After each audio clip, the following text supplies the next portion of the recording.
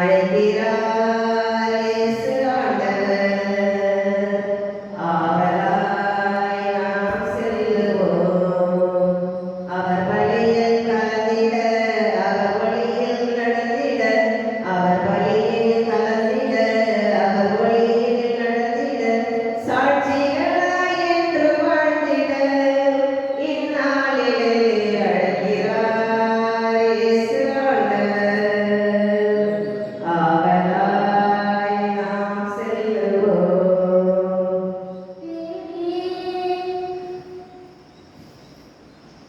இந்த பலியானது மறைந்த ராஜா அவர்களின் இறந்த நாள் நினைவு பலியாகவும் இவரது ஆன்ம இலைப்பாட்சிக்காகவும் கொடுக்கப்படுகின்றது. தந்தை மகன் தூயாரின் பெயராலே நம் ஆண்டவராகிய இயேசு கிறிஸ்துவின் அருளும் கடவுளின் அன்பும் தூய ஆவியாரின் நட்புறவும் உங்கள் அனைவரோடும் இருப்பதாக. உம் ஆன்மாவோடும் இருப்பதாக. அன்பு சகோதர சகோதரிகளே, உங்கள் அனைவரையும் இந்த பலிக்கு அன்போடு வரவேற்கின்றோம். இறப்பு என்பது இறைவனின் திருவுளமாக இருக்கின்றது. பிறந்த அனைவரும் இறந்தாக வேண்டும் என்பது இயற்கையின் நியதி. அந்த இயற்கையின் நியதிப்படி நம்முடன் வாழ்ந்து நம்மை விட்டு பிரிந்து சென்ற திருவாளர் ராஜா அவர்களை நாம் ஆண்டவருக்கு ஒப்பு கொடுத்து சில நாட்களில் அவரை நினைத்து நாம் மீண்டும் இந்த பலியை நிறைவேற்றுகின்றோம். இந்த நபரை நமக்கு கொடுத்த இறைவனுக்கு நன்றி செலுத்துவோம். ஒருவேளை இந்த நபர் விண்ணக வீட்டை சென்றடைவதற்கு அவரது பாவங்கள், குற்றங்கள், பலவீனங்கள் தடையாக இருந்தால் நமது ஜெபங்களின் வழியாக அவைகள் மன்னிக்க பெற்று பாவங்களிலிருந்து கழுமை பெற்று பாவங்களிலிருந்து அவர் விடுபட்டு தூய்மையாக்கப்பட்டு விண்ணகம் சென்று சேர வேண்டுமென்று இந்த பலியில் நம்பிக்கையோடு உருக்கமாக மன்றாடுவோம். இத்திருப்பலியை நாம் தகுந்த முறையில் ஒப்புக்கொடுக்க தடையாக இருக்கின்ற நமது குற்றம் குறைகளை எல்லாம் நினைத்து பார்த்து மனம் வருந்தி மன்னிப்பு வேண்டுவோம்.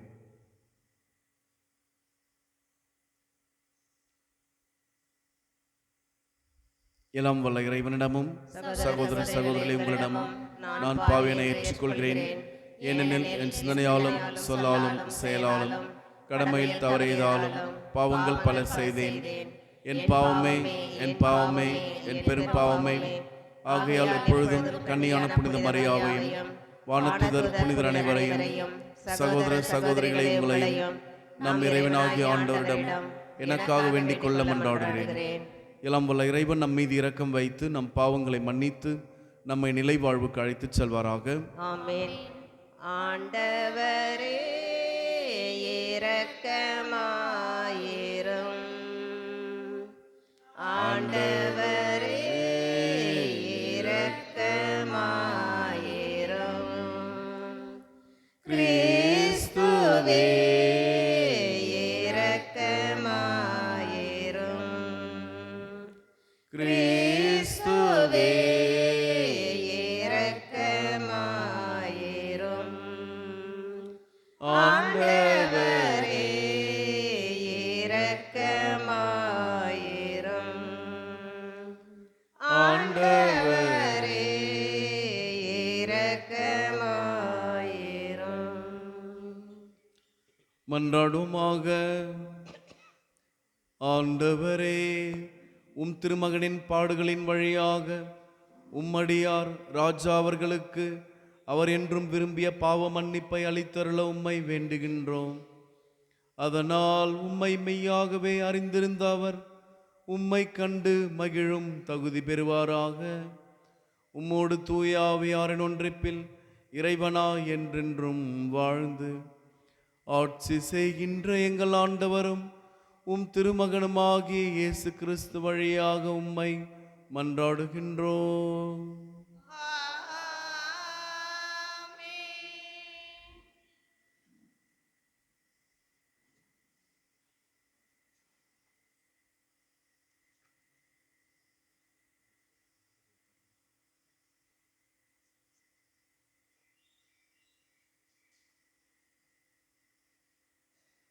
எரிபலி போல் அவர்களை ஏற்றுக்கொண்டார். சாலமோனின் ஞான நூல் இருந்த வாசகம், அதிகாரம் 3, இறைவார்த்தைகள் 1, 6 மற்றும் 9 முடிய. நீதிமான்களின் ஆன்மாக்கள் கடவுளின் கையில் உள்ளன. கடுந்தொல்லை எதுவும் அவர்களை தீண்டாது. அறிவெளிகளின் கண்களில் இறந்தவர்களைப் போல அவர்கள் தோன்றினார்கள். நீதிமான்களின் பிரிவு பெரும் துன்பமாக கருதப்பட்டது. அவர்கள் நம்மை விட்டு பிரிந்து சென்றது பேரழிவாக கருதப்பட்டது. அவர்களோ அமைதியாக இளைப்பாறுகிறார்கள். மனிதர் பார்வையில் அவர்கள் தண்டிக்கப்பட்டாலும் இரவாமையில் அவர்கள் உறுதியான நம்பிக்கை கொண்டுள்ளார்கள். சிறிதளவு அவர்கள் கண்டித்து திருத்தப்பட்ட பின் பேரளவு கைமாறு பெறுவார்கள். கடவுள் அவர்களை சோதித்தறிந்த பின் அவர்களை தமக்கு தகுதியுள்ளவர்கள் என்று கண்டார். பொன்னை உலையிலிட்டு புடமிடுவது போல் அவர் அவர்களை புடமிட்டார். எரிபலி போல் அவர்களை ஏற்றுக்கொண்டார். அவரை நம்புவோர் உண்மையை அறிந்து கொள்வர். அன்பில் நம்பிக்கை கொள்வோர் அவரோடு நிலைத்திருப்பர். அருளும் இரக்கமும் அவர் தேர்ந்து கொண்டோர் மீது இருக்கும். ஆண்டவர் வழங்கும் அருள்வாக்கு.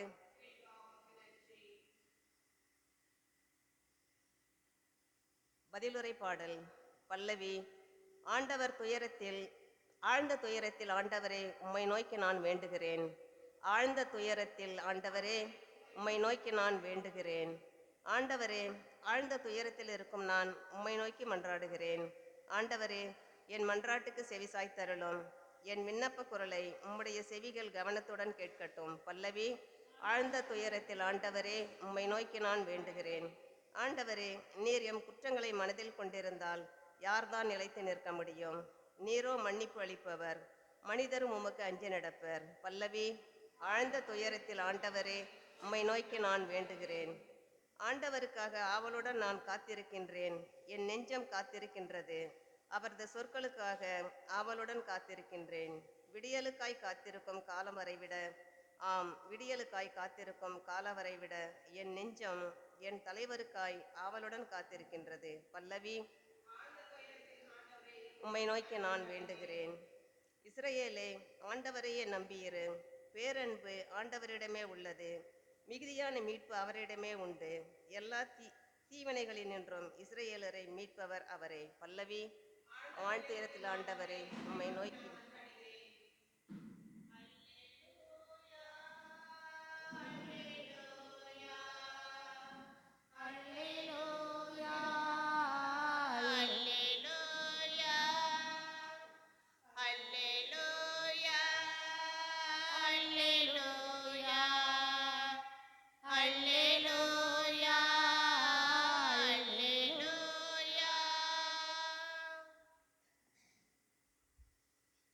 உயிர்த்தெழுதலும் வாழ்வும் நானே.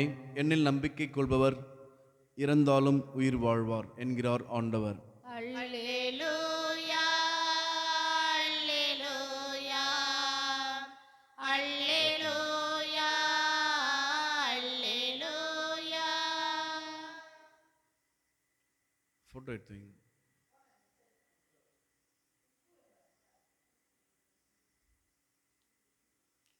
ஆண்டவர் உங்களோடு இருப்பாராக. உம் ஆன்மாவோடும் இருப்பாராக.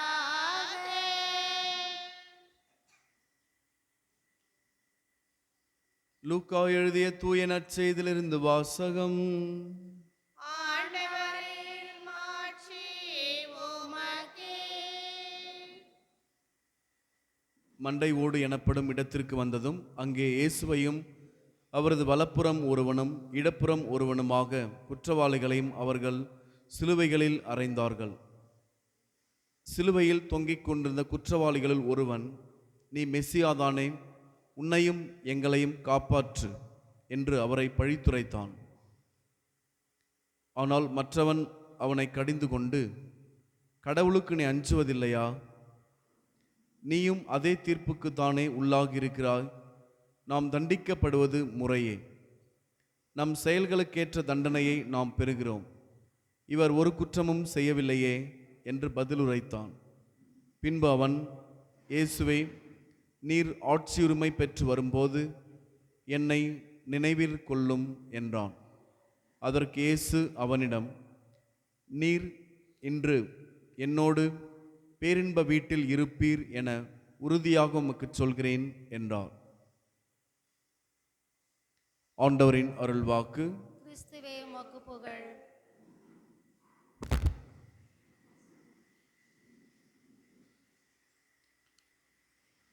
அப்படி திருப்பி வைங்க.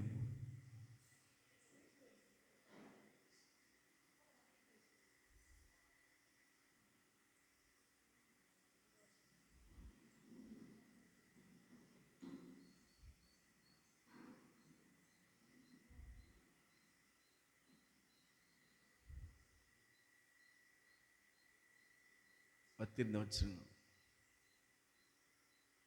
வத்தி வத்தி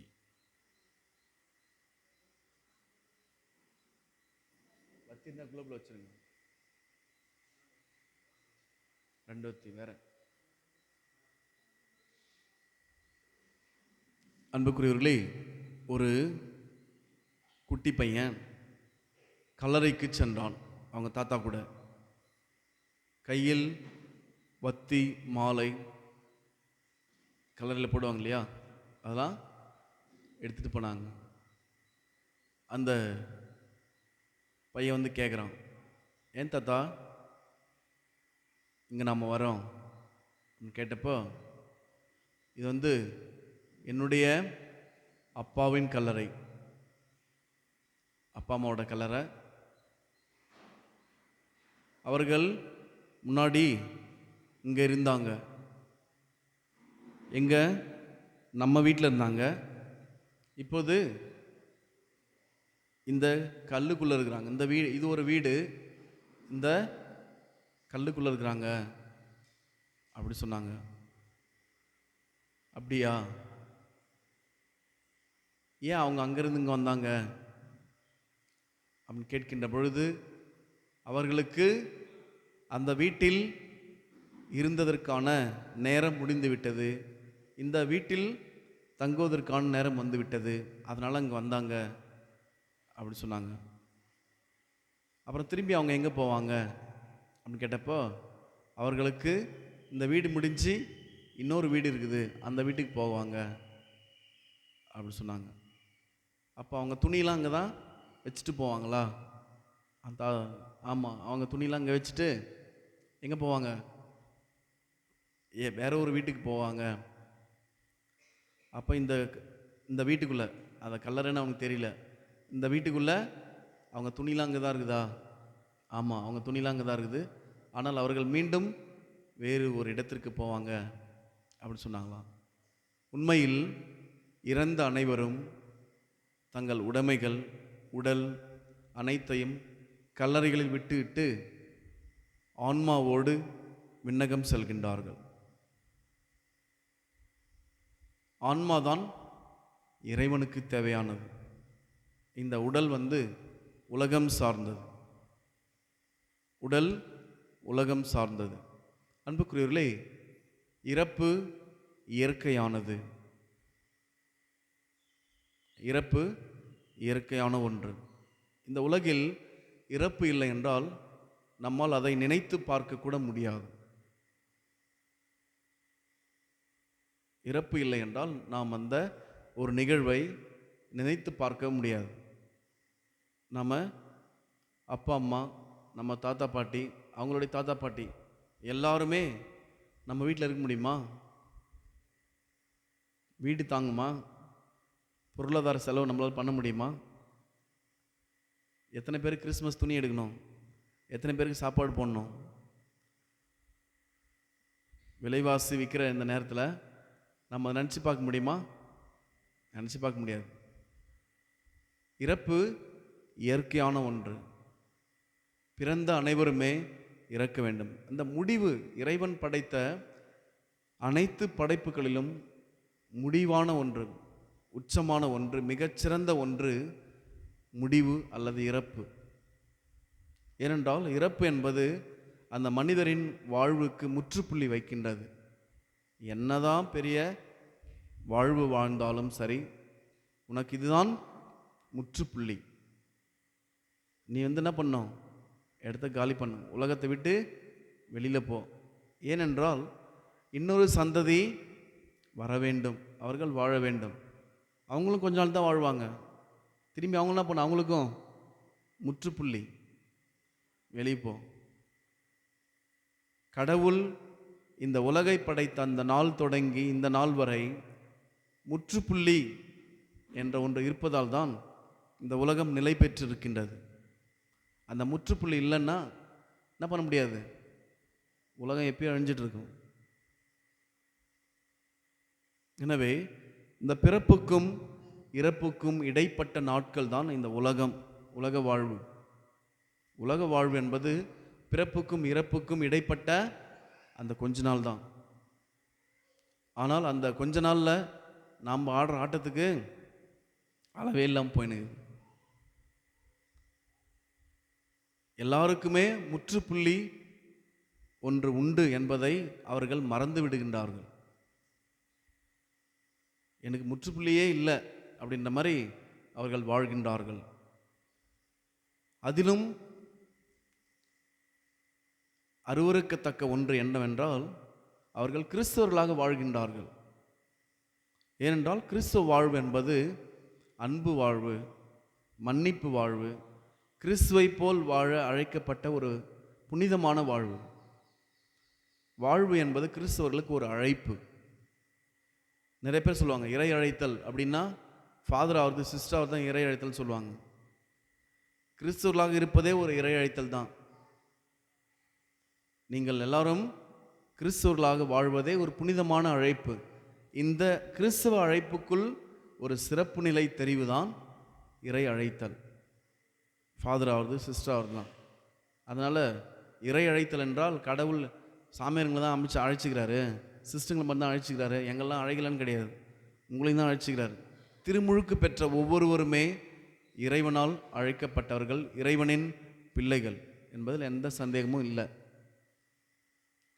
நாம் இன்று நினைவு கூறுகின்ற திருவாளர் ராஜா அவர்கள் இறைவனின் விருப்பப்படி இந்த உலகத்தில் பிறந்து வளர்ந்து வாழ்ந்து இறைவன் அவருக்கு முற்றுப்புள்ளி வைத்திருக்கின்றார்.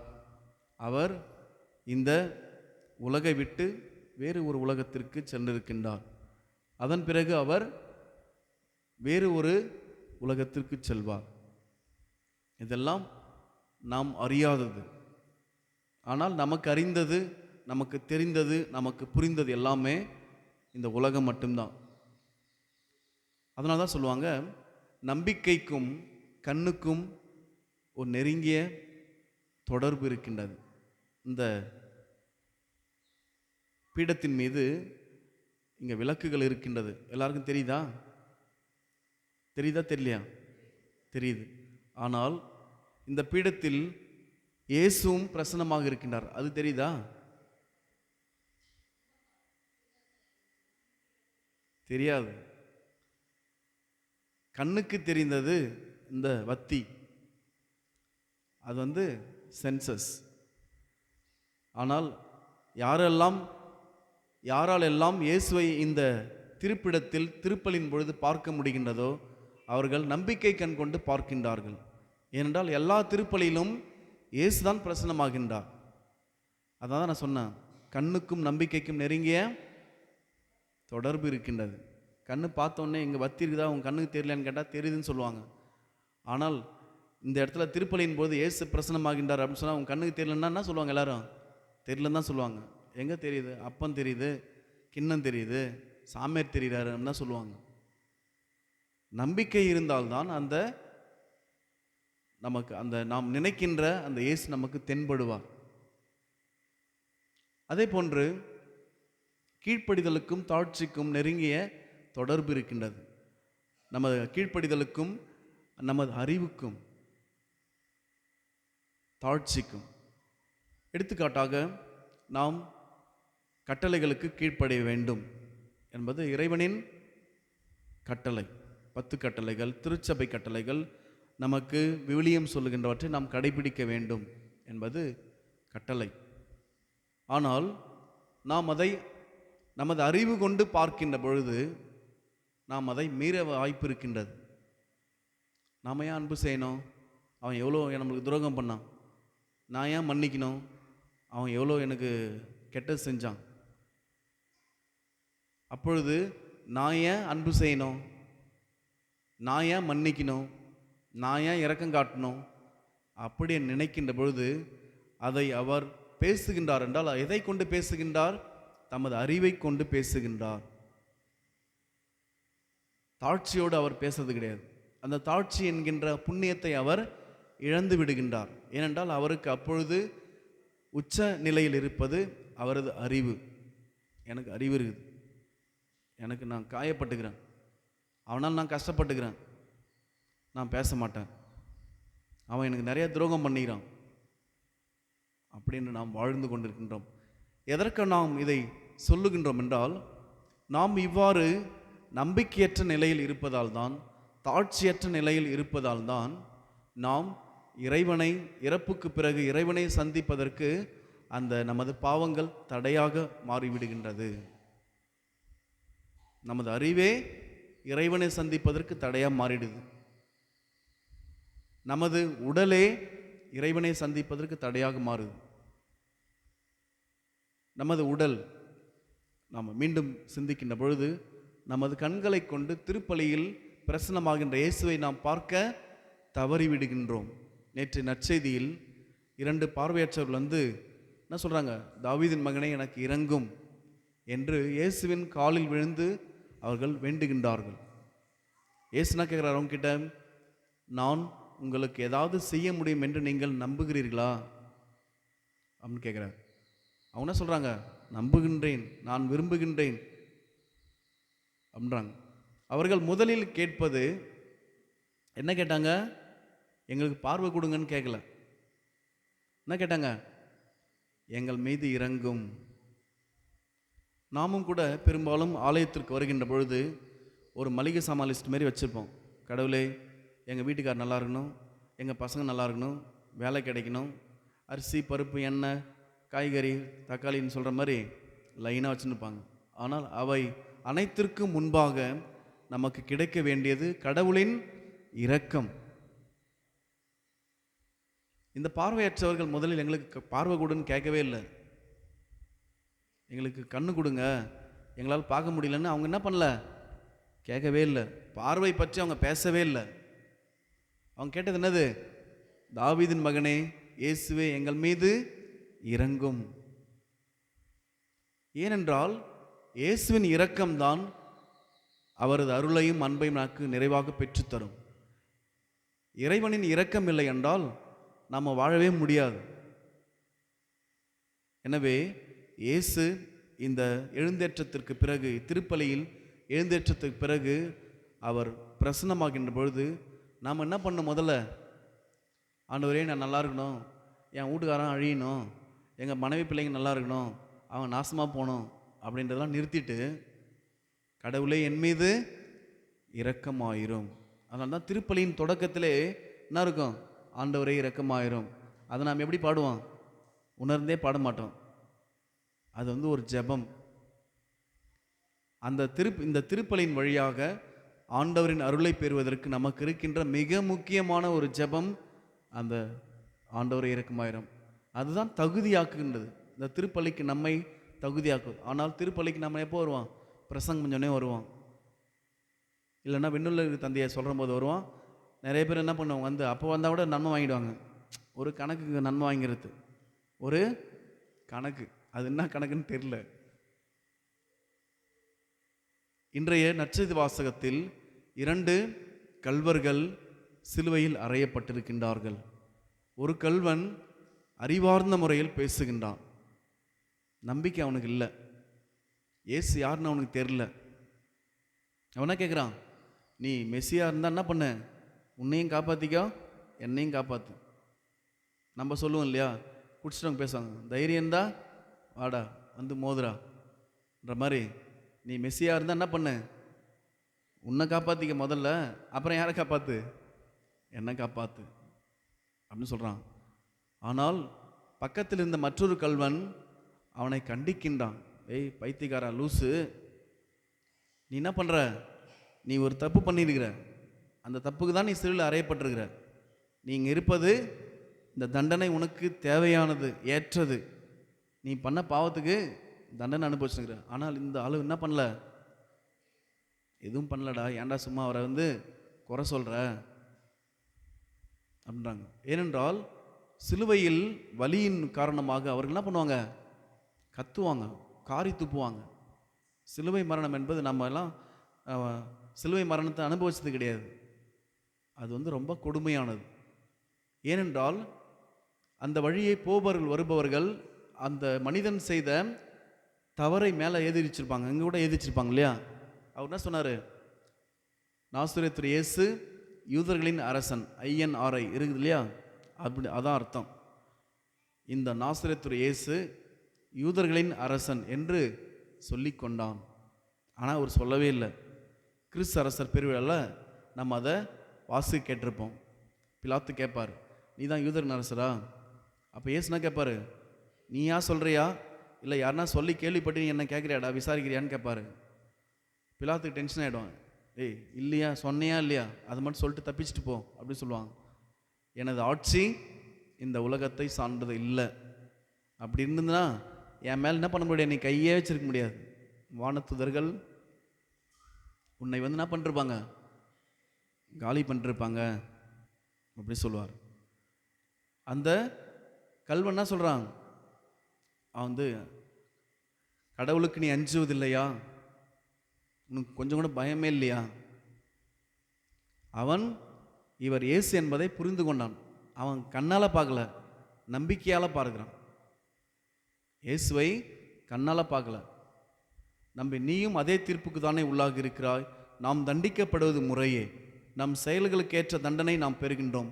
இவர் ஒரு குற்றமும் செய்யலை அப்படின்னு சொல்கிறார். அது மட்டும் இல்லை, அவன் அந்த ஜஸ்டிஃபிகேஷன் மட்டும் சொல்லலை, கூட என்ன சொல்கிறான்? இயேசுவிடம் ஒரு வேண்டுதல் வைக்கின்றான். நீ ஆட்சி உரிமை பெற்று வரும்போது என்னை நினைவில் கொள்ளும். இதுதான் ஜெபம். இது இரக்கத்திற்கான ஒரு ஜெபம். என்னை நினச்சி பாருங்க. இப்போ நிறைய பேர் சொல்லுவாங்கள்ல, பெரிய ஆள் ஆயிட்டீங்க, எங்கெல்லாம் கொஞ்சம் என்ன பண்ணுங்க, நினச்சி பாருங்க. அப்படின்னா என்ன அர்த்தம்? நினச்சி பார்த்துனே இருங்கன்னு அர்த்தமா? அப்படின்னா என்ன அர்த்தம்? ஏதாவது உதவி செய்யுங்க, உங்களால் முடிந்த நீங்கள் இருக்கின்ற நிலைக்கேற்ற உதவியை எனக்கு செய்யுங்கள். ஏசுன்னா பெரிய ஃபாரின் போயிட்டு காசு சம்பாதிக்க போகிறாரா? இல்லை, அவர் விண்ணகத்திற்கு சென்றிருக்கின்றார். விண்ணகத்தை எங்களுக்கும் தகுதியாக்க ஒரு வழி செய்யுங்க அப்படின்னு சொல்கிறான். அவன் என்ன சொல்கிறான்? அவனுக்குன்னு சொல்லலை, யாருக்கு சொல்ல, தப்பாக பேசுன பற்றி அவனுக்கு சொல்ல, என்னை நினைவில் கொள்ளும் அப்படிதான் சொல்கிறான். Personal request. நான் ஏன் இதை சொல்கிறேன்னா, பெரும்பாலும் நாம் இங்கு திருப்பலி என்பது காமன் கேதரிங், பொது மன்றாட்டு. திருப்பலி என்பது பொது மன்றாட்டினால் நமக்கு என்ன வராது? மீட்பு வராது. தனிப்பட்ட ஜெபம் நாம் செய்ய வேண்டும். தனி ஜெபம், குடும்ப ஜெபம். நான் ஞாயிற்றுக்கிழமை கரெக்டாக பூசைக்கு வந்துடுவேன், டெய்லி பூசைக்கு போயிடுவான், அதனால் நம்ம மோட்சம் கிடைக்குன்னு நம்ம என்ன பண்ண முடியாது, நினைக்கக்கூடாது. நிறைய பேர் அப்படி தான் நினச்சிக்கிறாங்க. திருச்சபை கட்டளை, ஞாயிற்றுக்கிழமை திருப்பலி வரோம், ஞாயிற்றுக்கிழமை திருப்பலி வரோம், ஆனால் வீட்டில் எப்படி இருக்கிறோம்? எல்லாரையும் அன்பு செய்கிறோமா? எல்லாருக்கும் இரக்கம் காட்டுறோமா என்பது மிகப்பெரிய கேள்வி.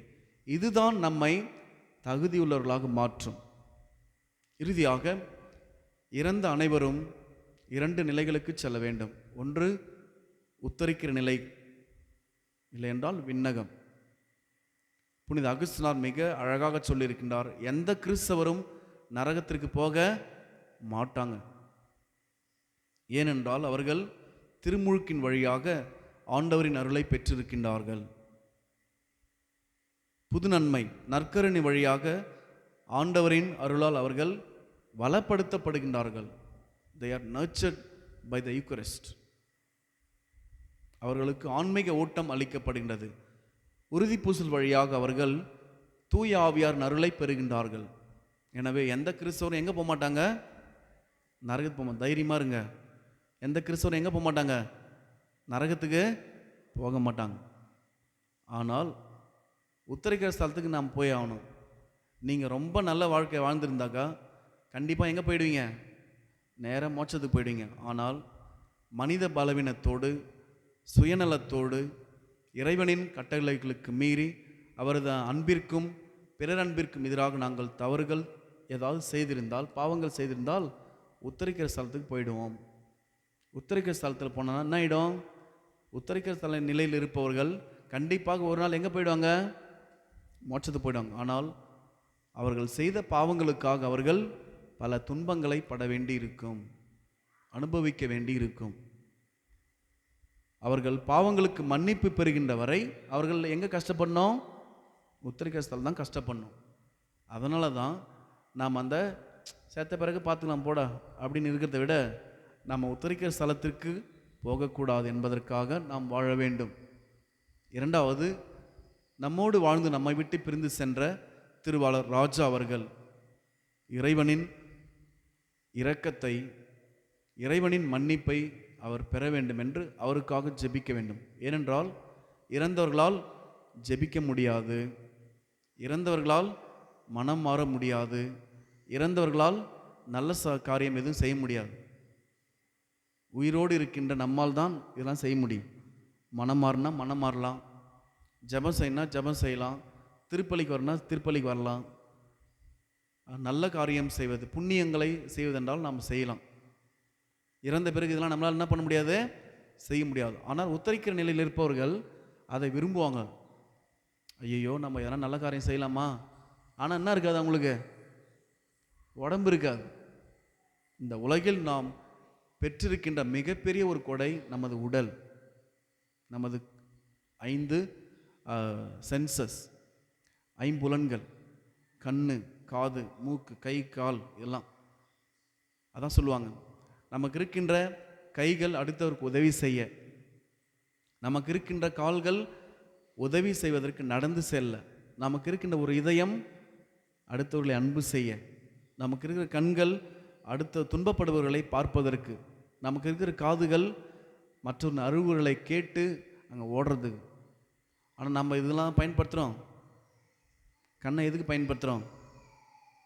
உங்களுக்கு தான் தெரியும். நம்ம வாயை எதுக்கு பயன்படுத்துகிறோம்? ஆண்டவரை போற்றி புகழ்வதற்கு. நம்ம உண்மையில் அதுக்காக பயன்படுத்துகிறோம். வாயை திறந்தா என்னென்னவோ வருது. எனவே நினைத்து பார்த்து நாம் திருவாளர் ராஜா அவர்கள் இறைவனின் இரக்கத்தை முழுமையாக பெற வேண்டும் என்றும், இந்த உலகத்தில் இருக்கின்ற நாம் இவருக்காக ஜெபிப்பதன் வழியாக அவர் விண்ணகம் சென்று சேர்ந்த பிறகு நமக்காக அவர் பரிந்து பேசுவார். இந்த உலகத்தில் வாழ்கின்ற நாம் இவரை நினைத்து ஜெபிக்கின்ற பொழுது, இவரை நினைத்து நாம் நல்ல காரியங்கள் செய்கின்ற பொழுது, இவருக்காக திருப்பலிகளில் பங்கேற்று ஜெபிக்கின்ற பொழுது இவர் விண்ணகம் செல்கின்றார். இறைவன் இரக்கத்தால் மன்னிப்பு பெற்று விண்ணகம் செல்கின்றார். அங்கு சேர்ந்த பிறகு அவர் என்ன பண்ண மாட்டார்? அங்கே சும்மா இருக்க மாட்டார். என்ன பண்ணுவார்? யார் யாரெல்லாம் எனது இந்த நிலைக்கு நான் விண்ணகம் செல்வதற்கு உதவி செய்தார்களோ, ஜெப உதவி, பொருள் உதவி, ஏழைகளுக்கு உதவி செய்வது, அவரை நினைத்து உதவி செய்வது, அவர் என்ன பண்ணுவார்? கடவுளிடம் பரிந்து பேசுவார். அதனால தான் கிறிஸ்தவ நம்பிக்கையானது இறந்தவர்களை ஒருபோதும் மறப்பதில்லை. ஆனால் இன்றைக்கு அது கூட மறந்துச்சு ரொம்ப. எத்தனை பேர் மாதத்துக்கு ஒரு முறையாவது கல்லறைக்கு போயிட்டு ஜெபம் சொல்கிறான்? செத்தா போகலாம் ஃபாதர், எதுக்கு உயிரோடு இருக்கும்போதே கல்லறைக்கு போகணுன்றான் ஒருத்தன். வருஷத்துக்கு ஒரு முறை தான். ஆனால் நமது வீடுகளில் எப்பொழுது நல்ல காரியம் நாம் செய்கின்ற பொழுதும், எப்பொழுது நமது குடும்பத்திற்கு துன்பங்கள் சோதனைகள் வருகின்றதோ அப்பொழுதும் கூட நம்ம எங்கே போனோம்? கல்லறைக்கு சென்று நமது பெற்றோர்கள், பெரியவர்கள் அவரிடம் ஜெபிக்க வேண்டும், அவர்கள் மன்னிப்பு பெற வேண்டும், ஜெபிக்க வேண்டும். ஏனென்றால் இந்த உறவு எப்பொழுதும் அழிவதில்லை. மண்ணகத்தில் இருக்கின்ற நாம் உத்தரிக்கிற ஸ்தலத்தில் இருக்க ஜெபிக்கின்றோம். உத்தரிக்கிற ஸ்தலத்தில் இருப்பவர்கள் விண்ணகத்திற்கு செல்கின்றார்கள். விண்ணகத்தில் இருப்பவர்கள் திரும்பி எங்க? மண்ணகத்தில் இருப்பவர்களுக்காக அவர்கள் ஜெபிக்கின்றார்கள். அதனால் மண்ணகம் உத்தரிக்கிற நிலை, விண்ணகம், மண்ணகம் உத்தரிக்கிற நிலை, விண்ணகம், இப்படிதான் வரும். அதனால்தான் கிறிஸ்தவர்களுக்கு என்ன இல்லை? இறப்பு இல்லை. கிறிஸ்தவர்களுக்கு எப்பொழுதுமே இறப்பு இல்லை. இந்த உலகம் உத்தரிக்கிற நிலை, விண்ணகம், அப்படிதான் போகும். நம் கண்களுக்கு அவர்கள் தெரியாமல் இருக்கலாம். நீங்கள் பாருங்கள், ஃப்ளைட்லாம் போகுது, ஏரோப்ளேன் பார்த்துக்கிறீங்களா? அது வந்து பார்த்தா எப்படி இருக்கும்? எப்படி தெரியும்? பெருசாக தெரியுமா, சின்னதாக தெரியுமா? சின்னதாக தெரியும். அதுக்கப்புறம் இங்கே வரும்போது ரொம்ப சின்னதாக தெரியும், அப்படி தானே? கொஞ்சம் தூரமாக போயிட்ட பிறகு எப்படி இருக்கும்? சுத்தமாக தெரியாது. உங்கள் கண்ணுக்கு தெரியலன்றதால ஏரோப்ளேன்லாம் இல்லைன்னு நம்ம சொல்ல முடியுமா? சொல்ல முடியுமா? முடியாது. உங்கள் கண்ணுக்கு தெரியல, அவ்வளோதான். அதுபோல் திருவாளர் ராஜா அவர்கள் நமது கண்களுக்கு தெரியல, அவ்வளோதான். அவருக்கு நம்மை விட்டு ரொம்ப தூரமாக போயிட்டார். அவர் தூரமாக போயிட்டாரு, நம்ம கண்களுக்கு தெரியவில்லை என்பதால் ராஜா அவர்களே இல்லைன்னு நம்ம சொல்ல முடியாது, சொல்லக்கூடாது. நம்ம கண்ணுக்கு தெரியல, அவ்வளோதான். இந்த நம்பிக்கையோடு நாம் தொடர்ந்து இவருக்காக மன்றாடுவோம். இறைவனின் இரக்கம் இவருக்கு கிடைக்க பெற்று இவர் மன்னிப்பு பெற்று விண்ணகம் சென்று சேர தொடர்ந்து மன்றாடுவோம். ஆமேன்.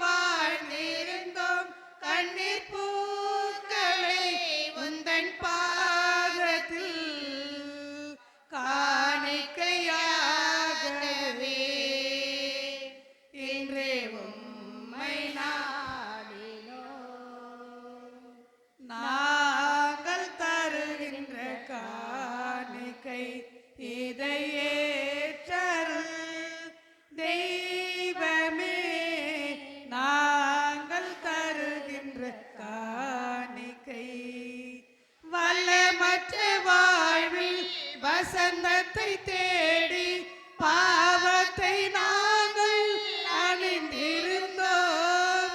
வல்லமற்ற வாழ்வில் வசந்தத்தை தேடி பாவத்தை நாங்கள் அணிந்திருந்தோம்.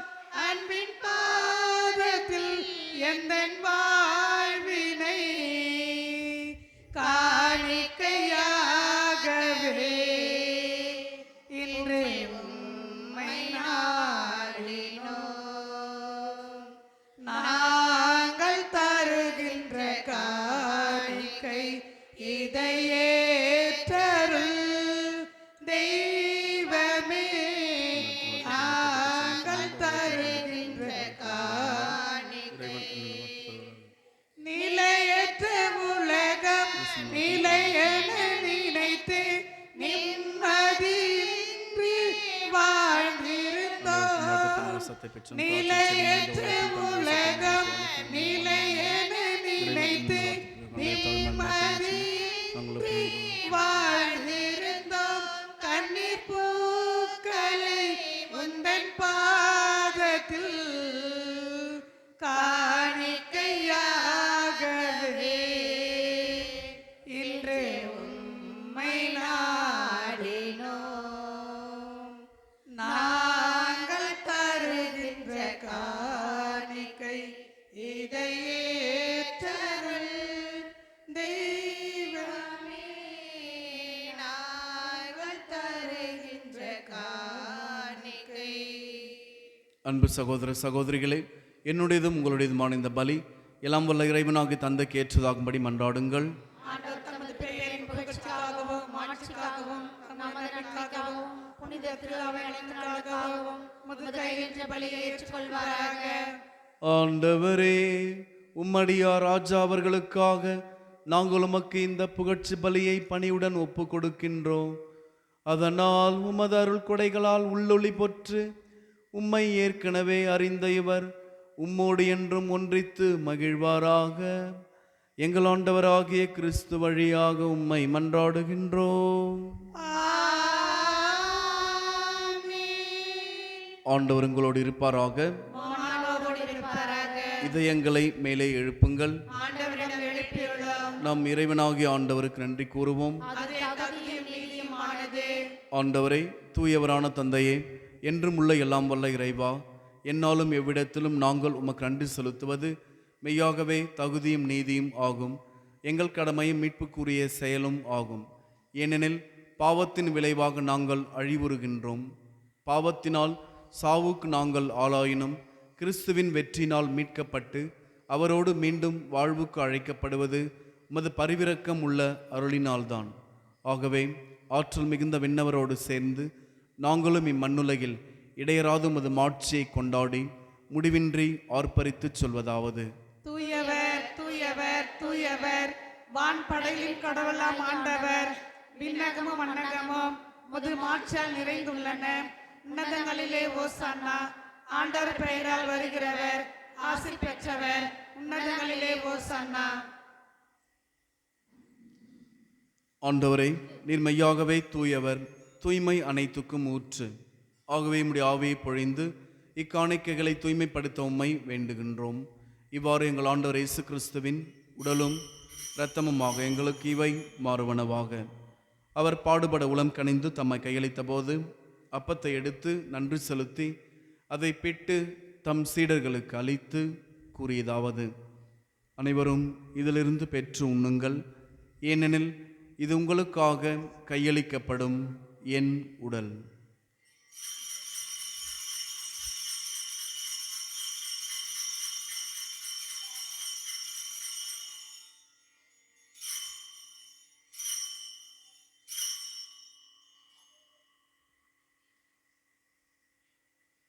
அவ்வனமே இரவு விருந்தை அருந்திய பின் கிண்ணத்தையும் எடுத்து மீண்டும் உமக்கு நன்றி கூறி தம் சீடர்களுக்கு அளித்து அவர் கூறியதாவது: அனைவரும் இதிலிருந்து பெற்று பருகுங்கள், ஏனெனில் இது புதிய நிலையான உடன்படிக்கைக்குரிய என் இரத்தத்தின் கிண்ணம்.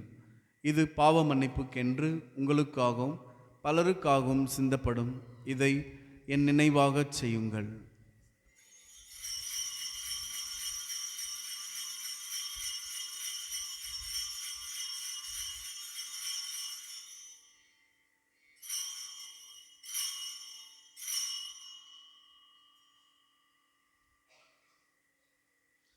நம்பிக்கையின் மறைபொருள். ஆண்டவரே, நீர் வருமளவும் உமது இறப்பினை அறிக்கையிடுகின்றோம், உமது உயிர்ப்பினையும் எடுத்துரைக்கின்றோம்.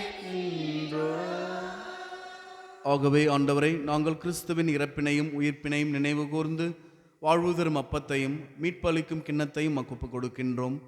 திருமுனின்று மக்கு ஊழியம் புரிய தகுந்தவர் எங்களை ஏற்றுக்கொண்டீர். எனவே உமக்கு நன்றி செலுத்துகின்றோம். மேலும் கிறிஸ்துவின் உடலிலும் இரத்தத்திலும் பங்கு கொள்ளும் எங்களை தூய ஆவியார் ஒன்று சேர்க்க வேண்டும் என உம்மை தாழ்மையுடன் மன்றாடுகின்றோம்.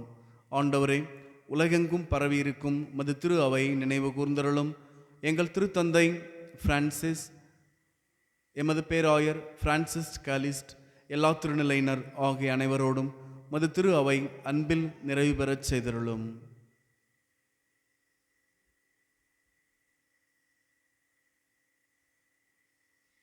தந்தையே, நீர் இவ்வுலகிலிருந்து உம்மிடம் அழைத்து கொண்ட ராஜா என்னும் அடியாரை நினைவு கூர்ந்தருளும்.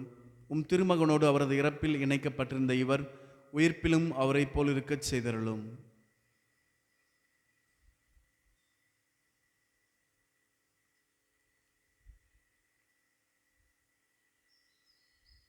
மேலும் உயிர்த்தெழும் எதிர்நோக்குடன் துயில் கொள்ளும் எங்கள் சகோதர சகோதரிகளையும் இறந்தோர் அனைவரையும் இரக்கத்துடன் நினைவு கூர்ந்து உமது திருமுக ஒளியினுள் ஏற்றருளும்.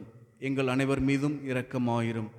கடவுளின் கன்னித்தாயான புனித மரியா, அவருடைய கணவரான புனித யோசேப்பு, புனித திருத்துதர்கள், இவ்வுலகில் உமக்கு உகந்தவராயிருந்தோர், இன்று நாங்கள் நினைவு கூறும் ஆயிரம் மறை வல்லுநருமான புனித அம்ப்ரோஸ், மற்ற புனிதர் அனைவரோடும் நாங்கள் நிலைவாழ்வில் பங்கு கொள்ளும் தகுதி பெற்று திருமகன் இயேசு கிறிஸ்து வழியாக உம்மை புகழ்ந்தேத்தும் வரம் அருள உம்மை மன்றாடுகின்றோம்.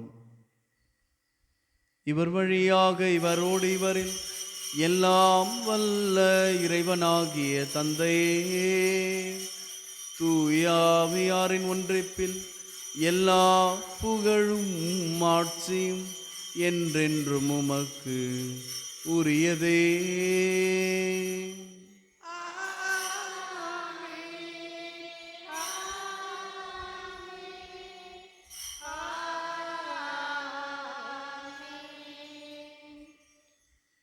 மீட்பரின் கட்டளையால் கற்பிக்கப்பட்டு இறைப்படிப்பினையால் பயிற்சி பெற்ற நாம் துணிந்து மன்றாடுவோம். விண்ணுலகில் இருக்கிற எங்கள் தந்தையே, உமது பெயர் தூயதென போற்ற பெறுக. உமது ஆட்சி வருக. உமது திருவுளம் விண்ணுலகில் நிறைவேறுவது போல மண்ணுலகிலும் நிறைவேறுக. எங்கள் அன்றாட உணவை இன்று எங்களுக்கு தாரும். எங்களுக்கு எதிராக குற்றம் செய்வோரை நாங்கள் மன்னிப்பது போல எங்கள் குற்றங்களை மன்னியும். எங்களை சோதனைக்கு உட்படுத்தாதேயும், தீமையில் எங்களுக்கு விலக்கும். ஆண்டவரே, தீமை அனைத்திலும் இருந்தும் எங்களை விடுவித்து எங்கள் வாழ்நாளில் அமைதியை கனியுடன் அருளுமை மன்றாடுகின்றோம். உமது இரக்கத்தின் உதவியால் நாங்கள் பாவத்திலிருந்து எப்போதும் விடுதலை பெற்று யாதொரு கலக்கமுமின்றி நலமாயிருப்போமாக. நாங்கள் எதிர்நோக்கி இருக்கும் பேரின்பத்துக்காகவும் எம் மீட்பராகிய இயேசு கிறிஸ்துவின் வருகைக்காகவும் காத்திருக்கின்றோம். ஏனெனில் ஆட்சியும் வல்லமையும் மாட்சியும் என்றென்றும் உமதே. ஆண்டவரே இயேசு கிறிஸ்துவே, அமைதியை உங்களுக்கு விட்டுச் செல்கின்றேன், என் அமைதியை உங்களுக்கு அளிக்கின்றேன் என்று உம் திருத்துதர்களுக்கு மொழிந்தீரேன். எங்கள் பாவங்கள், குற்றங்கள், பலவீனங்களை பாராமல் உமது திரு அவையின் நம்பிக்கையை கண்ணோக்கி உமது திருவுளத்துக்கு ஏற்ப அதற்கு அமைதியும் ஒற்றுமையும் அளித்தருள்வீராக. என்றென்றும் வாழ்ந்து ஆட்சி செய்கின்றவர் நீரே. ஆண்டவருடைய அமைதி உங்கள் அனைவரோடும் என்றும் இருப்பதாக.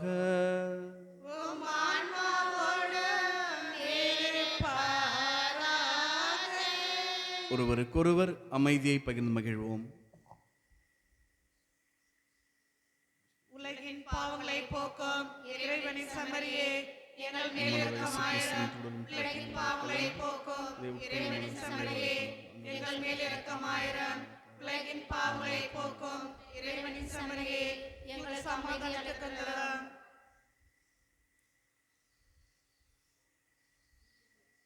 இதோ இறைவனின் செம்மறி, இதோ உலகின் பாவங்களை போக்குகின்றவர்.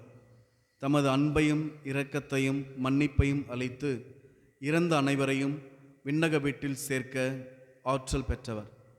செம்மறியின் விருந்துக்கு அழைக்க பெற்ற நாம் அனைவருமே பேறு பெற்றோர். ஆண்டவரே, இரக்கத்திலிருந்து வர நான் தகுதியற்றவள். ஆனால் ஒரு வார்த்தை மட்டும் சொல்லிவிடும், எனது ஆன்மா நலமடையும். கிறிஸ்துவின் திருடலும் துரத்தும் நம்மை காத்து நிலை வாழ்வளிப்பனவாக.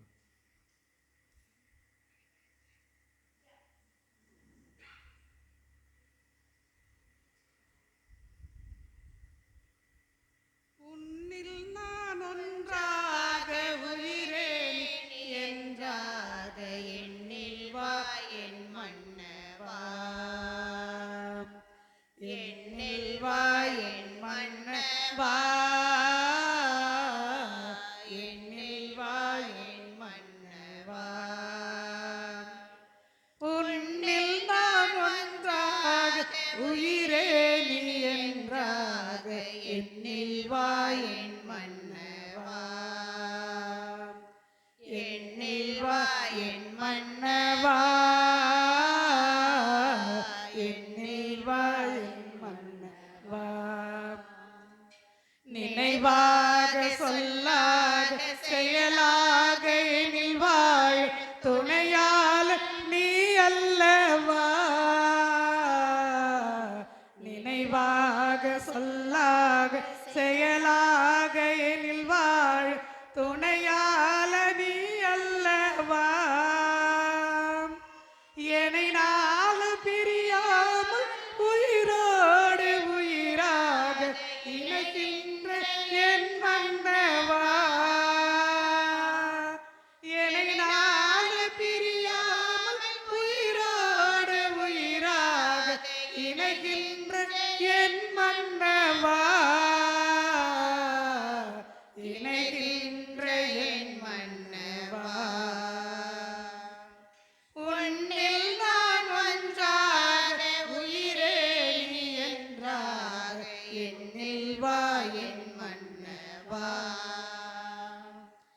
எண்ணில் வா என் மன்னவா. எண்ணில் வா என் மன்னவா. நிலம் வாழ நீராகி மலர் வாழ ஒளியாகி நலம் சேர்க்கும் என் மன்னவா. நிலம் வாழ நீராகி மலர் வாழ ஒளியாகி நலம் சேர்க்கும் என் மன்னவா.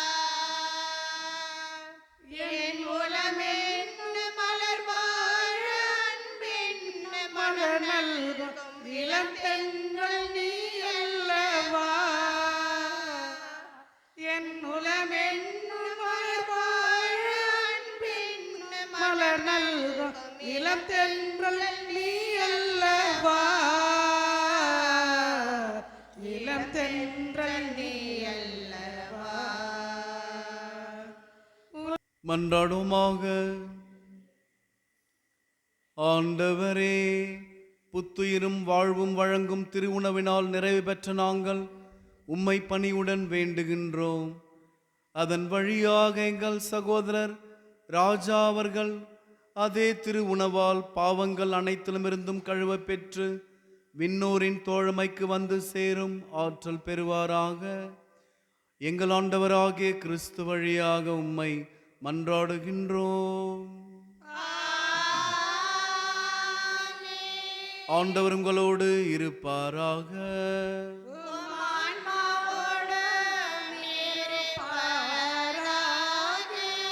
எல்லாம் வல்ல இறைவன் தந்தை மகன் தூயாவியார் நம் அனைவரையும் நிறைவாக ஆசீர்வதிப்பாராக. சென்று வாருங்கள், திருப்பலி நிறைவேறிற்று.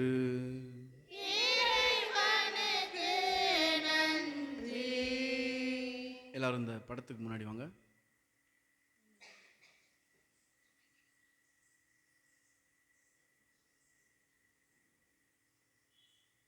ஆண்டவருடைய பெயரால் நமக்கு உதவி உண்டு. அவரே விண்ணையும் மன்னத்தையும் படைத்தவர். ஆண்டவர் உங்களோடு இருப்பாராக. உன் ஆன்மாவோடும் இருப்பாராக. மன்றாடுவோமாக. உயிர்த்தெழுதலும் வாழ்வும் நானே, என்னில் நம்பிக்கை கொள்பவர் இறந்தாலும் உயிர் வாழ்வார் என்று சொல்லி பிறகும் உயிர்த்தெழுந்து இறப்புக்கு பிறகு வாழ்வு இருக்கின்றது என்பதை எங்களுக்கு எண்பித்த இறைவா, உம்மை போற்றுகின்றோம், புகழ்கின்றோம், ஆராதிக்கின்றோம், நன்றி கூறுகின்றோம். எங்கள் அனைவருக்கும் ராஜா என்கின்ற ஒரு கொடையை கொடுத்த மது பேரன்பிற்காக மீண்டும் உமக்கு நன்றி கூறுகின்றோம். இவர் வழியாக நீர் எங்களுக்கு பல நன்மைகளை, அருள் வரங்களை, அன்பின் கொடைகளை அள்ளி கொடுத்திருக்கின்றீர். அவற்றிற்காக நன்றி செலுத்துகின்றோம். இதோ இந்த ஆன்மா மது நீதி தீர்ப்புக்கு வருகின்ற பொழுது அவர் செய்த குற்றங்கள், குறைகள், பாவங்கள், பலவீனங்களை மனதில் கொள்ளாமல் எங்கள் வேண்டுதல்கள், நம்பிக்கையோடு கூடிய ஜெபங்கள், செயல்கள் இவற்றை நீர் கண்ணோக்கி இவருக்கு உமது நிறைந்த இரக்கத்தையும் மன்னிப்பையும் அளித்து அவரது பாவங்கள் அவரை கழுவி தூய்மைப்படுத்தி விண்ணக வீட்டில் சேர்த்துள்ள வேண்டுமென்று உம்மிடம் கெஞ்சி மன்றாடுகின்றோம். இவரது பிரிவால் வாடுகின்ற இவரது உற்றார் உறவினர்கள், பிள்ளைகள், பேரக்குழந்தைகள் அனைவருக்கும் நீர்தாமே ஆறுதலாக இருந்து தேற்றி காத்தருள வேண்டுகின்றோம். இவரது இழப்பு ஈடு செய்ய முடியாது என்றாலும் நீர் எங்களுக்கு கொடுத்திருக்கின்ற நம்பிக்கை, ஆறுதல், அன்பு, இரக்கம், அமைதி, மன்னிப்பு ஆகிய கொடைகளை ஒருவர் மற்றவரோடு பகிர்ந்து கொள்வதன் வழியாக நாங்கள் ஒரு கொள்ள வரமருளும். இந்த மன்றாட்டுக்களை எங்கள் ஆண்டவராகிய கிறிஸ்து வழியாக உம்மிடம் கெஞ்சி மன்றாடுகின்றோம். விண்ணுலகில் இருக்கின்ற எங்கள் தந்தையே, உமது பெயர் தூயதென போற்ற பெறுக. உமது ஆட்சி வருக. உமது திருவிழம் விண்ணுலகில் நிறைவேறுவது போல மண்ணுலகிலும் நிறைவேறுக. எங்களை இன்று எங்களுக்கு தாரும். எங்களுக்கு எதிராக குற்றம் செய்வோரை நாங்கள் மன்னிப்பது போல எங்கள் குற்றங்களை மன்னியும். எங்களை சோதனைக்கு உட்படுத்தாதையும் தீமையிலிருந்து எங்களை விடுவித்தரலாம். ஆமேன். ஆண்டவரும் உடனே பெண்களுள் ஆசி பெற்றவர் நீரே, உம்முடைய திருவயிற்றின் கனியாகிய இயேசுவும் ஆசி பெற்றவரே. புனித மரியே, இறைவனின் தாயே, பாவிகளாகிய எங்களுக்காக இப்பொழுதும் எங்கள் இறப்பின் வேளையிலும் வேண்டிக் கொள்ளும். ஆமேன். தொடக்கத்தில் இருந்தது போல இப்பொழுதும் எப்பொழுதும் என்றென்றும் இருப்பதாக. ஆமேன். இறந்தோர் வாழ்வே ஒளி பெருக. அவர் இறைவாவும் இடம் வந்திக. இறந்தோர் வாழ்வே ஒளி பெருக. அவர் இறைவாவும் இடம் வந்தடைக. நின்னொளி அவர் மேல்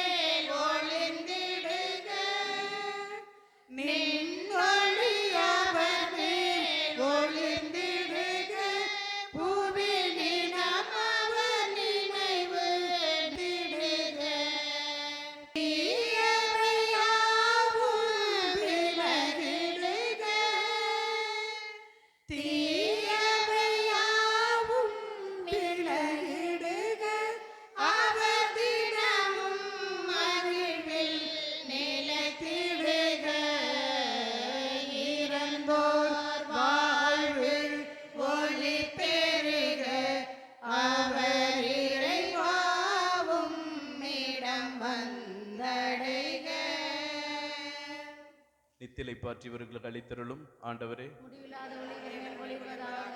நித்திலை பாற்றியவர்களுக்கு அளித்தருளும் ஆண்டவரே. முடிவில்லாத ஒளிகள் மேல் ஒளிர்வதாக. நித்திலை பாற்றியவர்களுக்கு அளித்தருளும் ஆண்டவரே. முடிவில்லாத ஒளிகள் மேல் ஒளிர்வதாக.